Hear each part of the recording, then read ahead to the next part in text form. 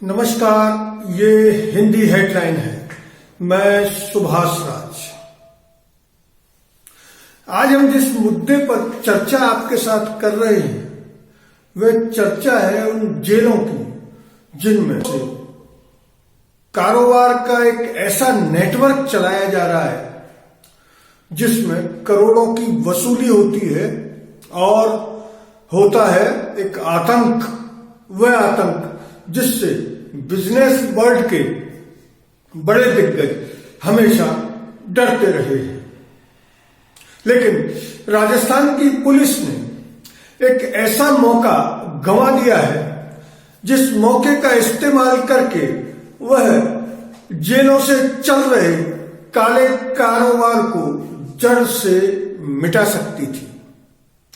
यह मौका था जयपुर की सेंट्रल जेल से मुख्यमंत्री भजनलाल को शूट करने की धमकी देने का एक मामला। हालांकि शूट करने की धमकी देने वाला सिर्फ एक बलात्कारी है और एक किशोरी से, एक बच्ची से बलात्कार के आरोप में सजा काट रहा है। लेकिन उसने जेल से मोबाइल पर पुलिस के 100 नंबर को डायल करके ये कहा कि वह सीएम को शूट कर देगा।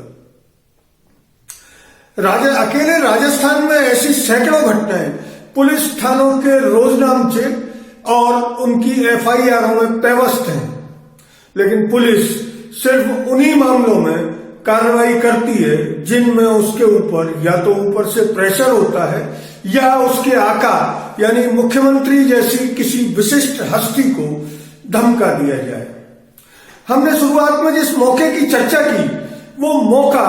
असल में पुलिस के पास था कि वह मुख्यमंत्री को धमकी दिए जाने की एक मामूली से अपराधी की घटना को, उन माफिया को कंट्रोल करने में इस्तेमाल कर सकती थी जो जेलों से मोबाइल के जरिए आतंक का और वसूली का बड़ा कारोबार चला रहे हैं। आपको याद होगा कि अभी 4 दिन पहले जयपुर जेल से जैसे ही मुख्यमंत्री को शूट करने की धमकी पुलिस के 100 नंबर को दी गई, वैसे ही पुलिस ने तत्काल सक्रिय होकर कुछ घंटों में ही ये पता लगा लिया कि फोन कहां से किया गया था और किसने किया था। इतना ही नहीं, उसने ये भी पता लगा दिया कि फोन किसका था और सिम किसका। हालांकि शुरुआत में राज्य प्रशासन ने इस मामले पर लीपापोती करने की कोशिश भी की जब उसने जेल के हेड वार्डन अजय राठौर और एक वार्डन मनीष यादव को सस्पेंड करके जेल के अधीक्षक को बचा लिया था। लेकिन बाद में जैसे ही ये राज खुला कि जेल में मोबाइल से भी एक अलग धंधा चलाया जा रहा है, यानी मोबाइल किसी का, सिम कार्ड किसी के नाम और फोन एक अलग कैदी कर रहा है। ये फोन करने के लिए जेल में एक अलग से छोटा नेटवर्क कायम है जिसमें कैदी अपने मोबाइल और सिम अपने पास छुपा कर रखते हैं और जब कभी किसी को जरूरत होती है वो उनको पैसे लेकर दे देते हैं। तो बात फिर वही, पुलिस इस मौके का इस्तेमाल कर सकती थी क्योंकि इसमें धमकी सीधे मुख्यमंत्री को दी गई थी। वह आसानी से जेलों से चल रहे उस नेटवर्क को तोड़ सकती थी। जेलों में जो मोबाइल नेटवर्क चल रहा है उन मोबाइल्स को बरामद करके कैदियों को मोबाइल रहित भी कर सकती थी। लेकिन पुलिस ने ये सब करने की अपेक्षा सिर्फ इन 3 और 4 कैदियों को केंद्र में रखकर इस पूरे मामले में अपनी उस काहिली, लापरवाही और अपनी एक गरीबों के प्रति हिकारत की जो भावना पुलिस की होती है उसको मद्देनजर रखते हुए पुलिस ने इस मामले में जेल प्रशासन से भी किसी तरह का कोई सवाल जवाब नहीं किया है। जबकि ये सभी जानते हैं कि जेल में मोबाइल जेल अधीक्षक की परमिशन के बिना या उसकी जानकारी के बिना, सवाल ही नहीं कि जेल में मोबाइल तो क्या, जेलों में चिड़िया भी, परिंदे भी पर नहीं मार सकते, ऐसा राज्य प्रशासन। और कल ही राजस्थान के राज्यपाल ने विधानसभा में ये दावा किया है अभिभाषण में कि वह राज्य को सोने की चिड़िया और पता नहीं क्या क्या बना देंगे। हर एक राज्यपाल, हर एक सरकार अपने अभिभाषण में राज्यपाल से यही कहलवाती है, लेकिन जेलों के हालात इतने खराब है कि जयपुर समेत राजस्थान का ऐसा कोई बड़ा कारोबारी नहीं है जो इस बात से आशंकित नहीं रहता है कि कब कौन एक्सटॉर्शन की धमकी देकर ये कह उठे कि वह लॉरेंस बिश्नोई गैंग का शूटर है और अगर इतना पैसा नहीं दिया तो उसे टपका दिया जाएगा। जबकि पुलिस चाहती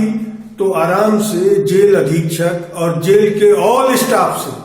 कड़ी पूछताछ, जिस कड़ी पूछताछ का हवाला पुलिस अक्सर अपने प्रेस नोटों में देती है, वो कड़ी पूछताछ अगर करती तो शायद ये सामने आ जाता कि जयपुर की सेंट्रल जेल में,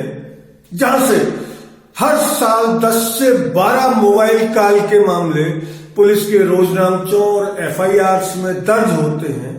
जेल स्टाफ से पूछताछ करने के बाद पुलिस को ये पता निश्चित तौर पर लगता कि ये मोबाइल कैसे जेल के अंदर जा रहे हैं और कौन कौन इन मोबाइल नेटवर्क से कारोबारियों से बड़ी वसूली का धंधा चला रहा है। क्योंकि भाजपा की सरकार राजस्थान में नई बनी है और आप सबको याद होगा कि भाजपा ने चुनावों में ऐसा माहौल बनाया था कि मानो राजस्थान पूरी तरह से अराजकता से जूझ रहा है, जबकि भाजपा के शासन में आने के बाद भी आधा दर्जन बलात्कार की ऐसी घटनाएं हो चुकी हैं जो कांग्रेस के शासन में भी लगातार हो रही थी। यहां कांग्रेस या बीजेपी के शासन की तुलना करना मकसद नहीं है, मूल मकसद है कि पुलिस ने पिछले शासन में भी यही किया था और इस शासन में भी वह यही कर रही है कि अपने आकाओं को खुश करते हुए मोबाइल नेटवर्क को तोड़ने के मौके को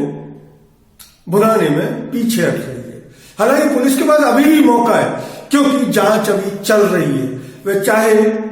तो पूरे राजस्थान से की जेलों से इस नेटवर्क को तोड़कर उस लॉरेंस बिश्नोई गैंग को भी कंट्रोल कर सकती है, जो राजस्थान के कारोबारियों को न सिर्फ धमका रहा है बल्कि जी क्लब जैसी फायरिंग की घटनाएं करके वो करवाकर उसने कारोबारियों को परोक्ष रूप से ये बता दिया था कि वह चाहे तो कुछ भी कर सकता है। अगर ये वीडियो आपको अच्छा लगा तो इसे लाइक करें, शेयर करें और सब्सक्राइब भी करें। जय हिंद।